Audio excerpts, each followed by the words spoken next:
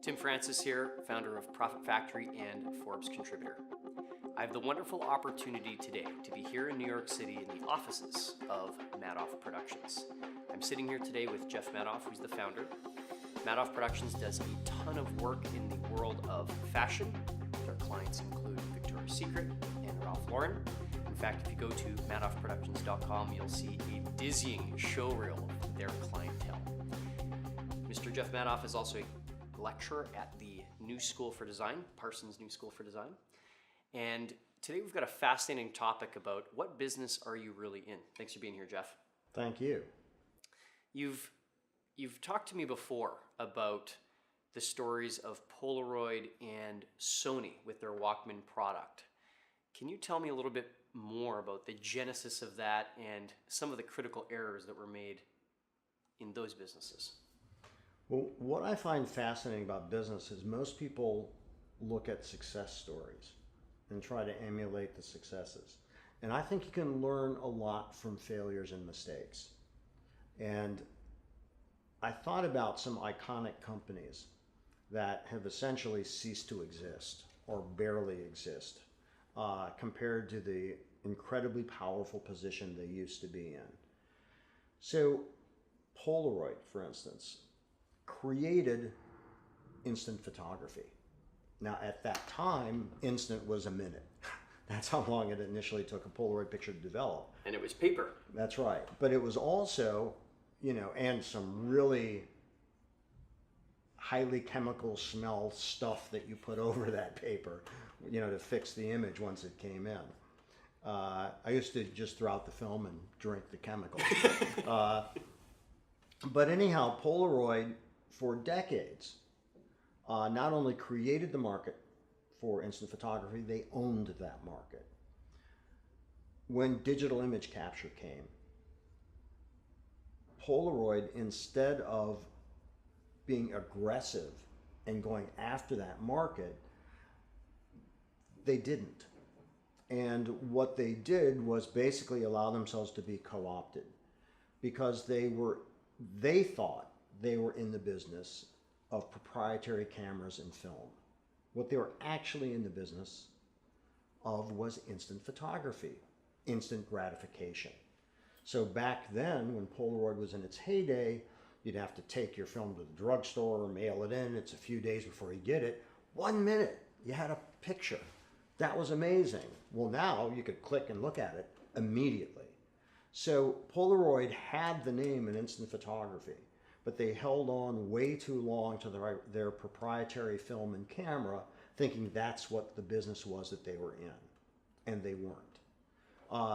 In the same way, I actually met Akira Morita, who was the visionary of Sony. And in Paris back in, I think it was 1981 or so, I was given a Walkman, and they gave Walkmans to a number of people. This was at Paris Fashion Week, where they felt there's a lot of trendsetters there, and people, in the press coverage, if you see people wearing these headphones, you're wondering what's going on, because then that did not exist. So Sony created the Walkman. You could walk, man, while you listened to it, and it was your own life soundtrack, if you will, as you went about your day-to-day activity. Sony had a music company, so they already had content that they didn't have to license. They also built computers.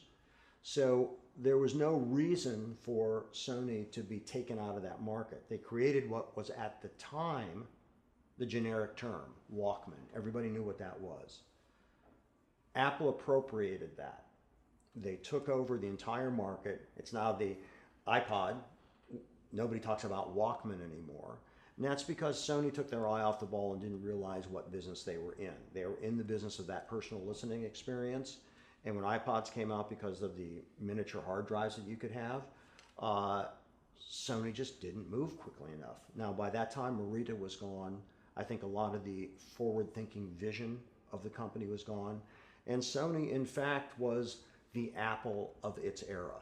That's the company that designed the coolest products that every other company looked at for innovation. But they had lost that because they didn't realize what business they were in. Kodak is another example. Kodak was image capture on film. But the key part wasn't the celluloid, wasn't the chemicals, it was the image capture. When it switched to digital, Kodak should have been all over that because they had the name in image capture. But their efforts in that area were very restrained. They were not aggressive. They didn't realize that the business they were in was image capture, not the actual chemicals and celluloid of film. And so their brand, if you will, should have told them they're in the image capture business.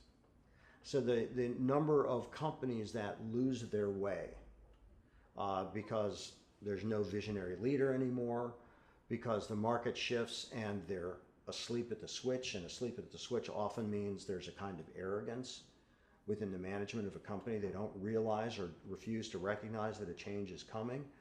That kind of thing can be crippling to the point of bankruptcy for companies that not long ago were iconic companies.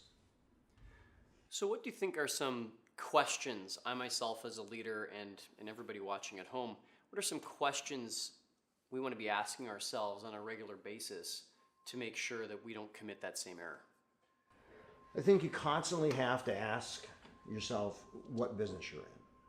So, for instance, back in the early 80s, I met with Panasonic. They wanted to have a meeting with me. And this guy takes this shiny LP-sized disc out of his briefcase. And he goes, "Do you know what this is?"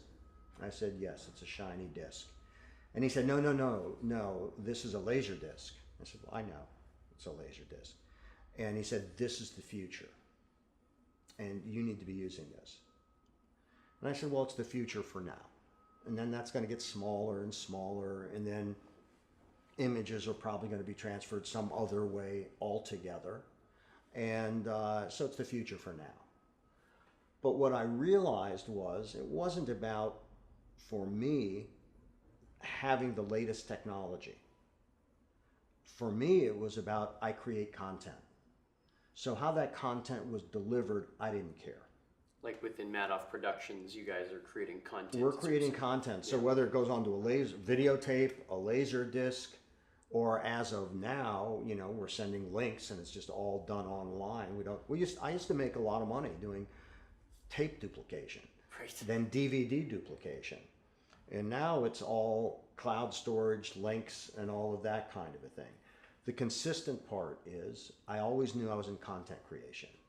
So the new technologies, I'm old enough that it started off, everything I did was in film. And I know a lot of companies and a lot of people in those companies who refused to recognize that digital was only going to grow and grow, digital image capture, and that it would eventually, for the most part, replace film.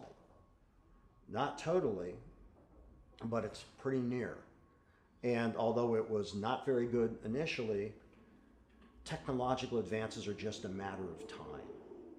So again, it's looking at what is the business you're in.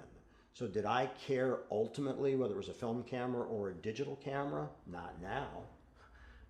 What's going to be the most efficient way to render the images I need to render, but I'm doing content creation. I'm a storyteller. So the technology, we keep up with it because we need to be aware, but that's not the business I'm in. So I think that a company has to ask themselves that all the time. If you're doing a course, if you were doing your course 20 years ago, you'd be delivering it in the mail. Now you're doing it online. The course is the course. And how you adjust it for the delivery system, which is the main thing that the internet has provided, is rapid delivery. But your course is your course, and that's going to have value. So whether you get it to them on paper through direct mail, or it's a downloadable link and they print it out, or whatever, what do you care? As long as they're buying your content. It's been amazing, Jeff. Thank you so much for your time today. It's been Thank you. an honor to spend a few minutes here in New York City in the home of Madoff Productions, and thank you for sharing your insights. I've enjoyed it. Thank you.